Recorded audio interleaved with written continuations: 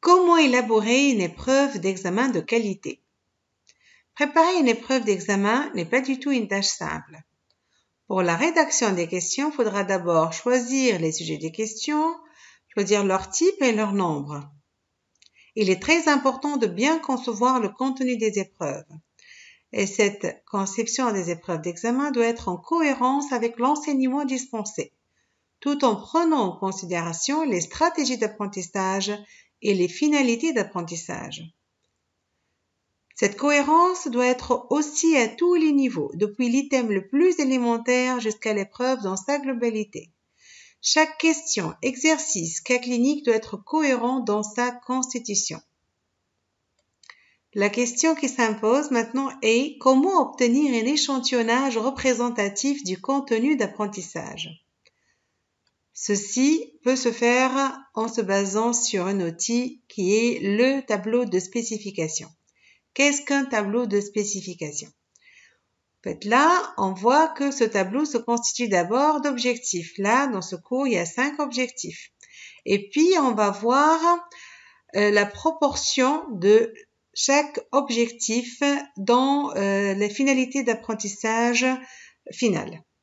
Donc là, on voit que le premier objectif correspond à une proportion de 40% des finalités de cet apprentissage, etc. On fait la même chose pour la proportion de l'importance finalement donnée à chaque objectif. Puis, on passe à une autre étape qui est dans la constitution des questions, il y aura des questions pour la connaissance, pour la compréhension ou pour un niveau plus approfondi l'application. Donc là, dans ce tableau, il a été choisi que 10% des questions seront des questions de mémorisation, 45% d'interprétation pour évaluer la compréhension et 45% des résolutions de problèmes, donc pour le niveau d'application. Il y aura 60 questions dans cette épreuve d'examen. Et maintenant, on voit bien que c'est beaucoup plus facile finalement par rapport à la proportion des questions, puisque là, donc ces 60 questions, il y aura 10% de questions sur la mémorisation, donc 6. 10% de 60, c'est 6.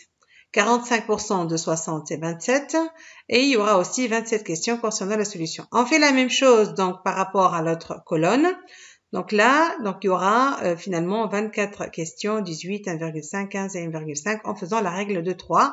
Et puis, donc, on peut continuer le remplissage de ce tableau de spécification de la même manière. Et comme ça, on peut avoir des questions, le nombre de questions et le type de questions, le niveau de questions par rapport à la proportion voulue pour chaque objectif, et comme ceci, on peut avoir un contenu homogène et proportionnel des questions, et ceci grâce au tableau de spécification. Donc, le tableau de spécification permet de s'assurer que tous les objectifs principaux sont couverts, que l'importance relative de chaque objectif est respectée et la cohérence entre les constituants est assurée. Le tableau de spécification est donc garant d'une bonne épreuve, une épreuve de qualité. Voyons maintenant quel type d'épreuve. Par rapport au type de questions, il peut y avoir des questions rédactionnelles, des questions à développement court, des questions conduisant à une réponse ouverte et courte, CROC, et des questions à choix multiples de réponses, donc QCM.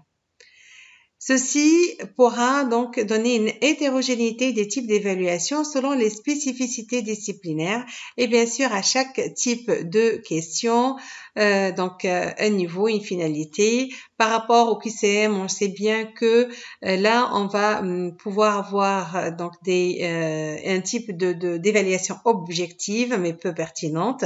Par rapport au CROC, dans la rédaction, ça nécessite une grande précision d'expression, ça donne lieu à une réponse en quelques mots.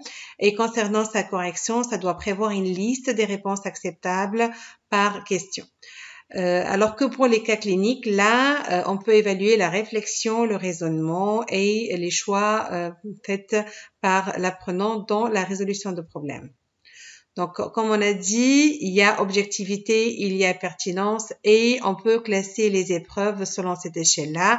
Donc, le QCM sera, comme on vient de le dire, le plus objectif mais le point pertinent, alors que pour les questions rédactionnelles, ils auront donc le plus de pertinence en comparaison aux autres épreuves.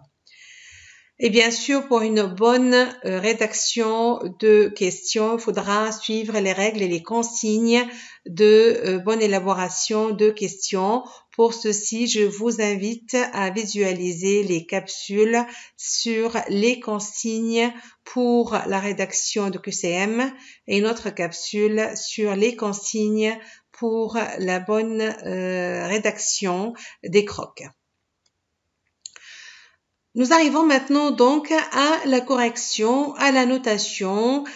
Comment peut-on faire? Au fait, bien sûr, pédagogiquement parlant, la valeur de chaque question doit être déterminée à l'avance et indiquée sur la feuille de l'examen. Il faudra déterminer à l'avance les bonnes réponses pour chaque question et établir la notation pour là où les bonnes réponses acceptables.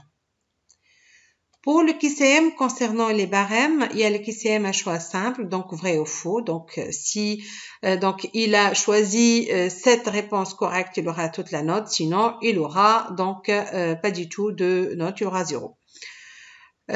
Concernant les QCM avec multi-réponses, il faudra prendre en compte les réponses incomplètes. Et puis, on peut avoir une pondération variable puisqu'il est possible de ne pas donner la même pondération à chaque bonne réponse. Par exemple, une QCM difficile ne comportera que pour un point ou une QCM portant sur un thème essentiel comportera pour 3 points. Concernant les crocs, il faut savoir que la conception initiale des modèles de réponse peut être confiée à un seul professeur, mais il est très important de faire appel à l'expertise d'autres professeurs pour en assurer la validité. Par exemple, si la croque est la suivante, citer 3 étiologies d'une grosse bourse aiguë douloureuse. Donc, ces 3 étiologies sont orchiépédidémite aiguë, torsion du cordon spermatique, et hernie inguinale, engouée ou étranglée. Mais on peut s'attendre à d'autres possibilités de réponse, telles torsion des annexes testiculaires, traumatisme scrotal, cancer des testicules se présentant sous une forme aiguë. Donc, il est très important d'établir auparavant toutes les réponses possibles et les notations de chaque réponse. Jusque-là, on parle de notes, donc on parle de quelque chose qui peut être quantitatif. Et on peut se poser la question, quantitatif versus qualitatif. Est-ce qu'une note chiffrée peut suffire? Est-ce qu'on peut enlever toute subjectivité de l'évaluation? Bien sûr que non, puisqu'une toute petite objectivité est très importante à garder et puisque les mots expriment le qualitatif, peuvent donner une appréciation, une annotation, on peut même s'aider par des symboles tels des smileys.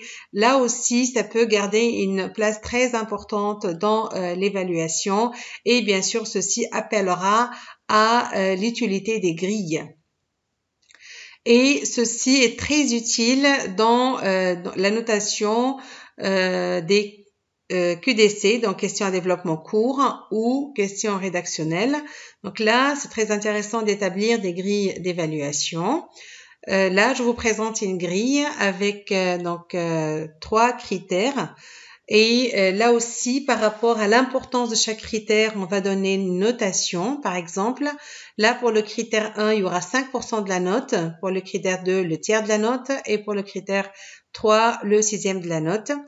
Donc là, c'est la colonne des critères. Et puis, il y aura les colonnes des échelons. Là, ce sera l'échelon excellent, suffisant, insuffisant. Et puis, donc, à l'intérieur de chaque case, on va pouvoir donner une notation par rapport aux critères ou aux sous-critères. Et ceci permettra de compter par rapport à l'importance de chaque critère. Et ceci permettra d'ajouter finalement une objectivité à cette évaluation. Donc, cette grille d'évaluation, elle permet de porter un jugement sur la qualité d'une production et elle permet de réduire la subjectivité de l'interprétation. La grille d'évaluation, elle doit être valide, fiable et objective. Lorsqu'on dit validité, c'est la cohérence, donc la compatibilité avec les objectifs, donc ce qu'on veut observer. Une grille valide, c'est lorsqu'elle va donc évaluer ce qu'on veut évaluer. Elle va tenir compte du poids relatif des objectifs et s'assurer d'évaluer ce qu'on veut évaluer, comme je viens de le dire.